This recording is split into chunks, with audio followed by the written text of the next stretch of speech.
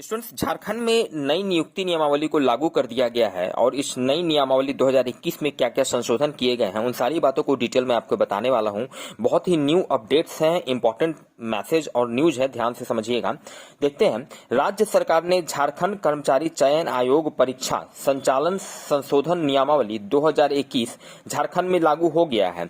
कार्मिक व प्रशासनिक सुधार विभाग ने इसकी अधिसूचना जारी करते हुए गजट का प्रकाशन कर दिया है। इसके तहत अब न्यूनतम शैक्षणिक योग्यता अभ्यर्थियों को आयोग में आवेदन प्राप्त होने की अंतिम तिथि तक स्नातक या समकक्ष होना अनिवार्य होगा। समझिएगा, अनिवार्य योग्यता में क्या है, अभ्यर्थी को मैट्रिक या 10वीं कक्षा एवं इंटरमीडिएट या 10+2 कक्षा झारखंड राज्य में अवस्थित मान्यता प्राप्त शैक्षणिक संस्थान से उत्तीर्ण होना अनिवार्य होगा। मतलब आपका 10th या 12th जो है वो झारखंड राज्य के ही शैक्षणिक संस्थान से होना चाहिए। साथ ही अभ्यर्थी को स्थानीय रीति रिवाज, भाषा एवं परिवेश का ज्ञान होना अनिवार्य होगा।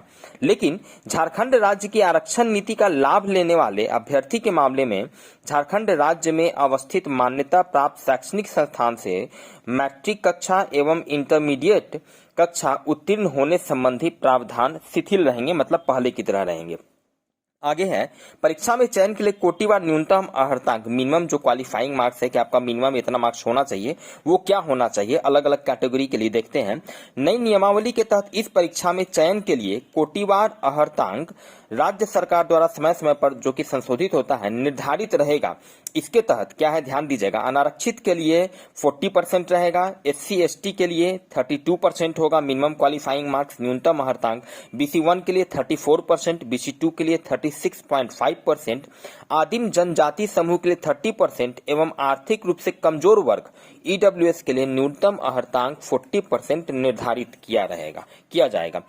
आगे देखते हैं, पेपर 1 का प्राप्त अंक क्वालिफाइंग होगा। जो आपका पेपर 1, 2 होता है, इस तरह से पेपर 1 के बारे में अभी यहाँ पे शुरू में बताया जा रहा है कि पेपर 1 भाषा ज्ञान में प्राप्त अंक मात्र अर्हक क्वालिफाइंग होगा, सिर्फ क्वालिफाइंग होगा, जिसमें उत्तीर्ण होने के लिए हिंदी एवं अंग्रेजी भाषा ज्ञान में प्राप्त अंकों को जोड़कर 30% अंक प्राप्त करना होगा। मतलब हिंदी और अंग्रेजी दोनों पेपर मिलाकर आपका मिनिमम 30% मार्क्स आना चाहिए, तब क्वालिफाई करेंगे आप पेपर 1 में।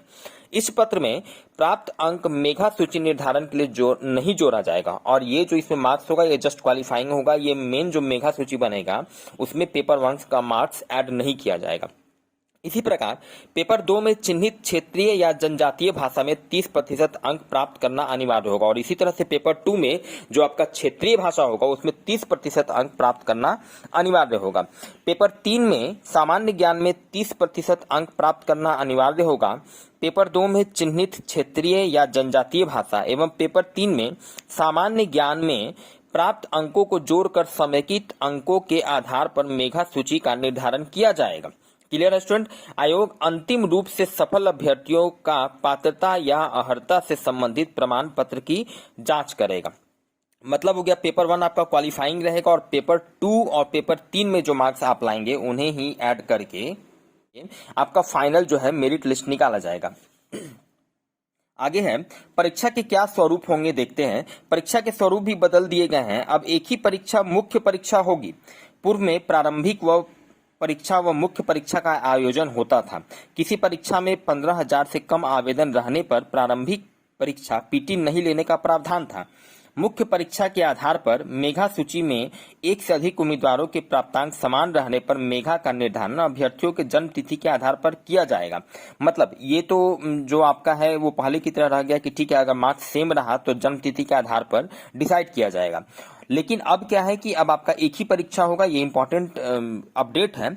अब पहले की तरह PT और मेंस नहीं होंगे, अब सिर्फ एक परीक्षा लिया जाएगा। आगे है कि ये जन्म तिथि के आधार पर किया जाएगा तथा अभ्यर्थी जिनकी उम्र अधिक होगी उन्हें अपेक्षाकृत ऊपर स्थान मिलेगा और सेम नंबर होने पर डेट ऑफ बर्थ देखा जाएगा, जन्म तिथि देखा जाएगा और जिनकी उम्र अधिक रहेगी उन्हें ही ऊपर रखा जाएगा मेरिट लिस्ट में।